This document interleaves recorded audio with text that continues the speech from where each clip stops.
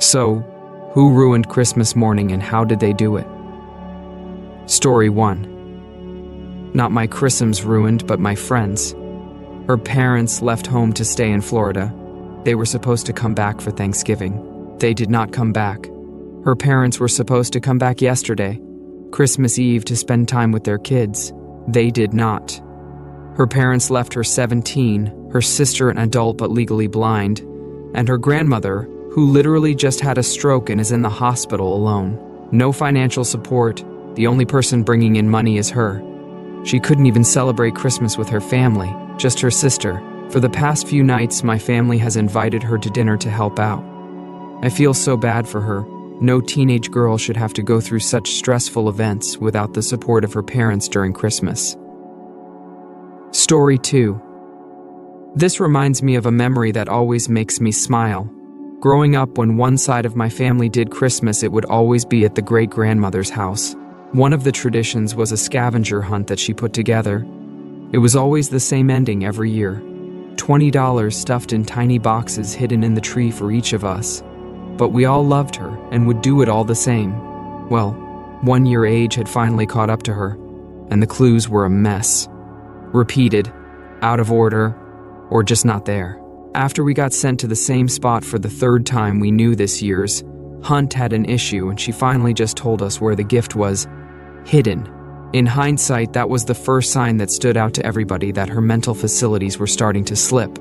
It's never a fun time being able to recognize when a loved one is approaching their twilight years, but we're all grateful that it was such a humorous moment that was able to mark the occasion. Merry Christmas, and hope you're able to find yours. Story 3. My mom, screaming at and in front of everyone, including the kids and my elderly grandmother who came out of hospital this morning, that she doesn't want to be a full-time carer for my grandmother. No one asked her to care for my grandma. For the past few years, Mom has been asking Grandma for her inheritance early so she could buy a house. Grandma always said no. Mom moved in with Grandma a month ago and now wants Grandma to move out so Mom can live in the house alone, rent-free.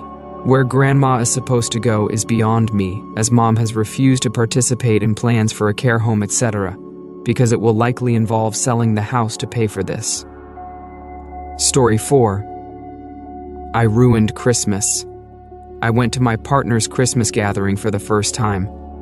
I'm an immigrant with a very different cultural background, but they were all very friendly and welcoming. They suggested playing bingo, but with no money. Sounds good to me. Then the family matriarch wanted in and wanted everyone to do 50 cents a card. Okay, whatever. I didn't want to play with money, but too awkward to say no. I did good and bad. Started with $10, but before the final card I hit about $5. All good. Then they wanted to do a full blackout game with $2 a card. I was trying to be polite and only play 1 card, but the patriarch was sitting next to me and told me to do 2 cards. I did 2 cards. I was 1 spot from winning, and he picked up my card and cleared off my markers. Awkward as crap. Then they called my last spot and I won the whole prize, about $60. Very clearly some sore losers, and it was super awkward for the rest of Christmas, LOL. Story 5. My brother by existing. My family flew into Paris from one country. He flew in from another, and had a complete mental breakdown because no one came to the airport to escort him to our Airbnb and ordered him an Uber instead. He proceeded to scream and abuse my parents, stating that they abandoned him and left him to fend for himself in the wild unknown that is CDG Airport. He then threatened to leave immediately and refused to leave his room, not even to eat, as a form of protest for my parents being so horrible to him. He is 35 years old, and my parents bought his tickets, and this trip is on their dime entirely. Story 6. 80-year-old uncle ruined Christmas Eve with family had to cancel. He got lost while hunting, but not terribly far from road.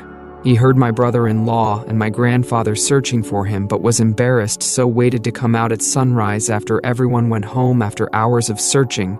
But before everyone came back, or so he thought, my 80-year-old grandfather, uncle's brother, had open-heart surgery this year and is going through radiation for cancer, and couldn't sleep all night thinking his brother died in the woods. grandfather, and other older family members, ended feeling so bad from stress we had to cancel. Edit. Appreciate the input and concern. Unfortunately, he really is a prideful person, and I'm not terribly close to him, so there's slim chance we'd convince him to get evaluated for dementia. I'll be talking to some family anyway to see if it would be possible.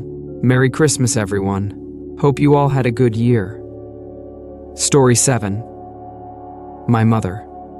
She screamed at my dad like a banshee at about 6 a.m. All my dad did was put water in the coffee maker.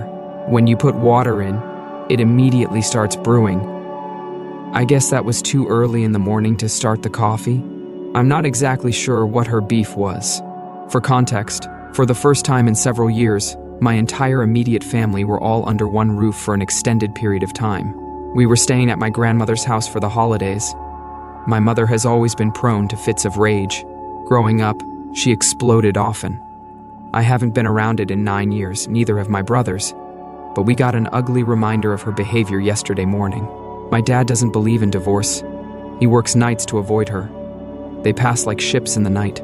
They have separate bedrooms and separate lives. My dad's uncle just passed away. That's why we all came together. We typically don't celebrate Christmas together. I overpaid to fly home today, and I opted out of Christmas dinner to do so. I left 2 days before everyone else. I can't do it. It's as if she's possessed by a demon. Story 8. Apparently having a rather severe migraine and not wanting to eat crap food at Golden Corral means I ruined Christmas. Family is also returning my gifts because I didn't just man up and deal with the pain. Update. After they ate, they showed up at my house. Parents, grandparents, and my sister, uninvited, to guilt trip me for not coming. My mom barely spoke to me besides telling me I should have just dealt with the pain before getting in the car. Meanwhile, my sister is trying to put me on the spot to hug the same mom that told me to man up. The same mom who I have personally seen get absolutely waylaid by migraines dozens of times throughout my life. Story 9. My partner of 17 years bailed on a long-planned Christmas potluck dinner with my family. I have a small family, and my sister and her young children drove 5 hours to come see us. My partner and I didn't exchange gifts, not one thing under the tree, and all I asked was that we do a short but meaningful dinner with my family for the holidays. He watched me get dressed up, load the car with all the food I've been cooking for 2 days, and proceeded to tell me he didn't feel like going. I showed up by myself, sat next to his empty spot at the table, and fielded questions about where he was all night. He was playing Call of Duty. This is after he didn't put in 1 cent of energy to contribute to Xmas around the house.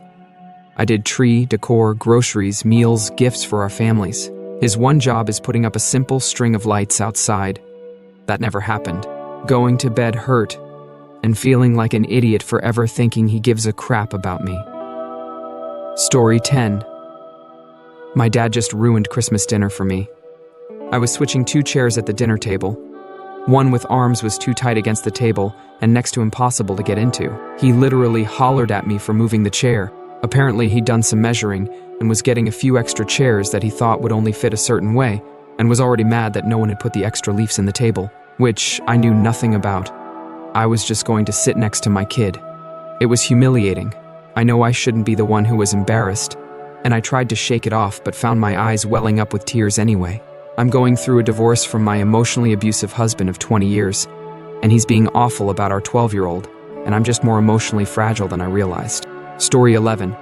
I drove 12 hours to get home to my dad's house, staying 5 days because he guilts me for never staying more than 2 nights.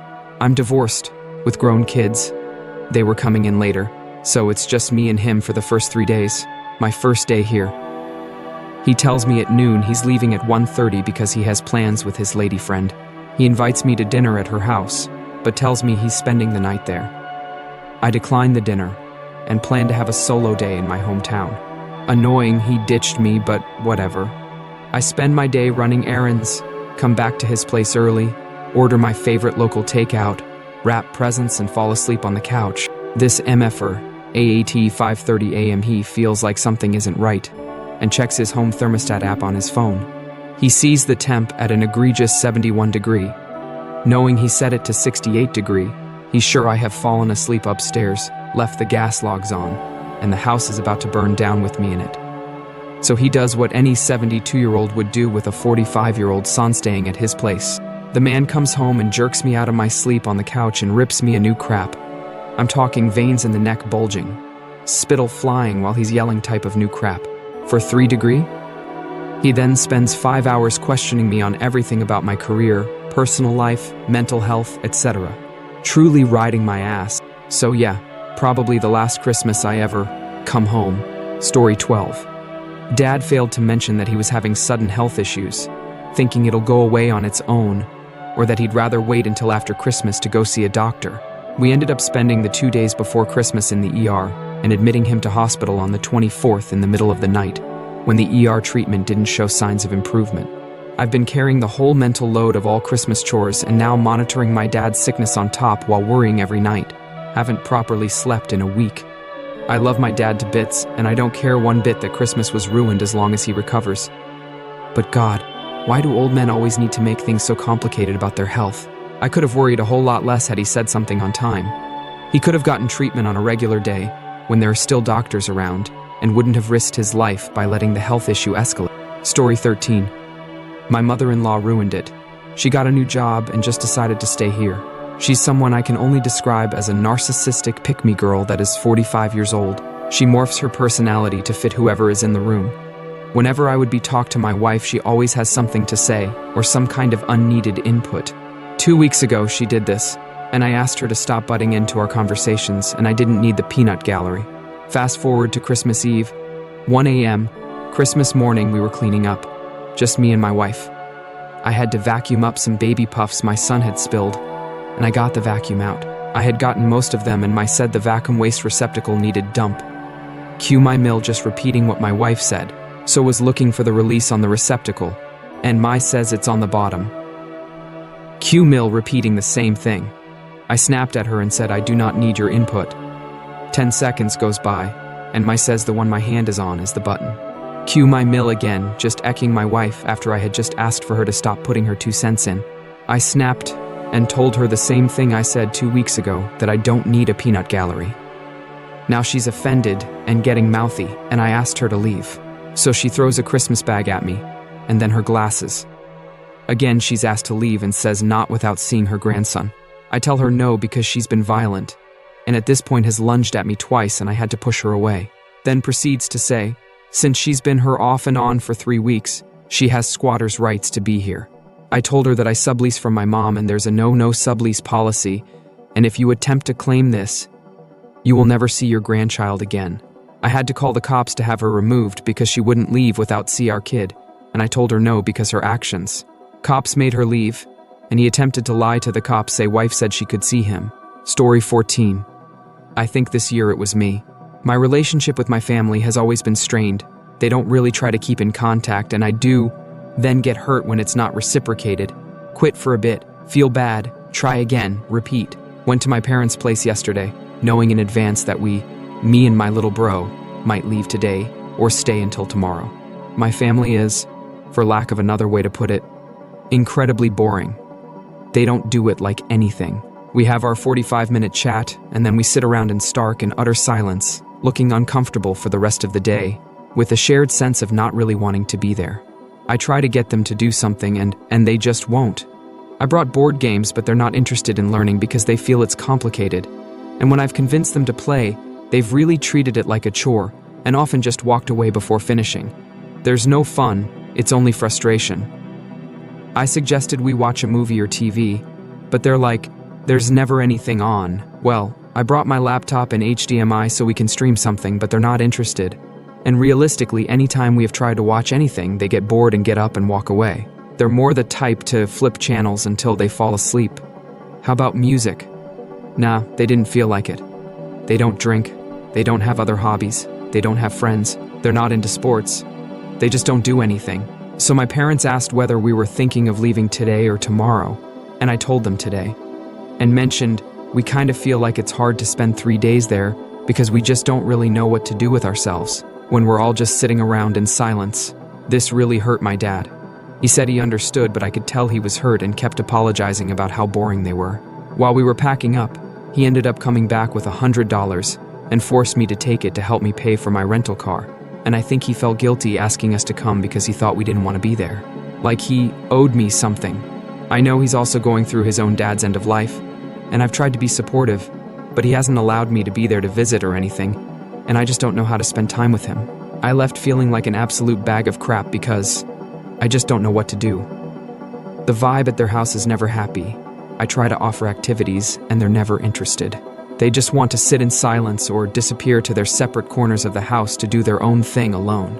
In retrospect, I should have brought a book or something and just hung out. If I'm going to sit in a corner and read while my parents are off doing their own thing, I'd kinda rather do it in the comfort of my own home. I feel like an absolute crap. Pretty sure I really hurt my dad. Like, real bad. And I don't know how to fix it. I keep trying my best and it's never right. Story 15. My wife broke her arm a week ago. She already has problems with patience and blowing up on me. Because her arm is broken, she needs help with things. No problem. But I won't tolerate being talked down to. She's been having meltdowns that I can't braid her super long hair. She needed help getting a ring off her finger, and I wasn't doing it the way she wanted, and she kept telling me that it was obvious how to do it. I tried her way and it hurt her finger. She asked for a piece of ice, so I got it. She then told me it was obvious she also needed a napkin too, with a huge attitude, and saying she was going to get covered in water. I told her that I can get her a napkin, but she needs to talk to me nice if she wants help. She doubled down on it being so obvious, and then I said, "If it's so obvious, then what are you saying about me? Are you calling me dumb?" And she stormed off. Then, later in the day, she needed help getting a stain out of she shirt she wanted to wear. I tried to wash it in the sink and I got more water on it than she wanted, and also didn't get the stain out because it wasn't a stain. She started flipping out, saying I did it wrong and I ruined her Christmas outfit. I told her we could dry it relatively quickly, maybe in 10 minutes, and we didn't need to leave for 3 hours. She kinda cooled down. But since the stain was there, she said we need to bleach it. Cool. So we went to bleach it. She needed help opening the bleach. Instead of asking me, she grabbed the bottle and shook it in my face and said, "Well?" So I said, "What do you need?" And she again said, "It's so obvious." Yes, it is obvious, but you can ask me nicely. She flipped out and said, "Don't ever help me with anything again if she's such a bad person." I told her not to make a big deal about it, but she doubled down and got ready all by herself. I told her that it's not my fault that she's hurt, and I have no problem helping her, but to please just ask me for what she needs. And if I am not doing something her way, that's okay. Then when we got home from Christmas with her dad, she couldn't find the ring she took off. It's her $20,000 engagement ring. She started freaking out, assuming someone stole it. We are staying at her mom's, and it was in a bag in the bathroom that she asked her mom to move to our bedroom. Her brother and mom and some family from her stepdad's side were having Christmas at her mom's.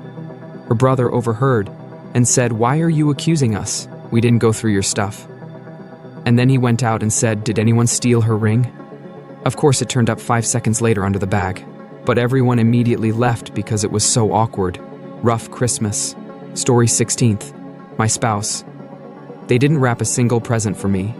They bought and gave me my gifts at random. A PlayStation controller because my old one finally kicked the bucket, and a new video game because they wanted to play it, ASAP. I got them a very expensive gift. So not too many gifts numerically, but some important ones. I also got them something that was on sale, so I got one for myself too. Wrapped it myself. From Santa. I'm not materialistic, I am grateful for what I have. It's just Xmas is a huge trigger for me, like so many others. I have communicated clearly to my spouse that even just having some empty boxes to unwrap means the world to me. I reminded them that they could wrap the box my controller came in several times. Just the consideration and effort to wrap boxes, that's all I'm asking. There were no stockings hung up this year, their job, and I had one gift that I wrapped for myself. I even left the wrapping paper, scissors, tape, labels, and Sharpie out when I finished. I left it in their way, hoping it would spark a second of consideration. I'm just disappointed. Our marriage has been on the rocks for over a year now, because they don't consider me. They're just self-centered, inconsiderate, and they take me for granted. I'm tired of begging to be considered. Story 17. My 84-year-old mother has severe dementia, no longer speaks, and is in aged care home. We plan to have a family Christmas lunch with family and visitors, including Mum. At 11 a.m., I received a phone call from aged care home that they cannot manage my mother, and it would be best for her safely for an ambulance to take her to hospital. This has never happened before, and it ruined Christmas for the whole family. My poor mother was frightened and confused in hospital to such a degree that they had to sedate her, not happy with an aged care home. Story 18. My brother, who has been in prison since 2012 and who doesn't have custody of his kids, decided to message our mom some lies about me and threatened to post said lies on my Facebook page. His son, also known as my 15-year-old nephew, still doesn't understand that his dad is a toxic human being very much under the influence of heroin. So I had a long convo with my nephew about how he can still love his dad and not like his actions, but ultimately, his Nana, my mom, is the sole provider for him, and it's her house and her rules. His dad has threatened to bash my mom's skull in, and I'm very worried for my mom once my brother gets out of prison in 2026. Story 19. The adults in my family do a $40 gift swap game on Christmas Eve instead of buying individually for everyone. On top of that, I usually bake some treats and give them out as a small gift. This year, I deviated a bit and decided to make vanilla extract from scratch for everyone. I made them in May and have been agitating the bottles once a week for half a year. I made 8 ounces bottles, and I designed a label for a fake company made from scratch bakery that features my 2 cats and a recipe that uses vanilla. I also put shrink wrap on the cap to go the extra mile for authenticity. My mother loves to bake, and it's a big part of her personality. But when I gave her bottle, she opened it and said, hello, I can't fly with this, and didn't thank me or anything. She looked at the recipe and said, are you sure this one is actually good? I didn't realize she wouldn't be checking a bag on her flight home from Christmas, where she would be receiving gifts from 10+ people. Later in the evening, I made a sarcastic joke about her comment and everyone laughed. She snapped, you're such a smart-ass back. This morning, we celebrated with a different side of our family that she likes to be on good terms with. Look good in front of. They gave her several bottles of wine and she thanked them and didn't say anything else. I guess her rudeness is reserved for her only child. Story 20. My work, the last hour of my shift. I'm a nursing home nurse and I had a busy day, but I was on track to finish on time. And then in the span of about 20 minutes, I had 2 residents fall. On top of multiple acutely sick folks, several family member drama issues, and both my psych patients being themselves. The provided lunch was underwhelming and my intended snack break to eat the lunch I brought got eaten up by patient care.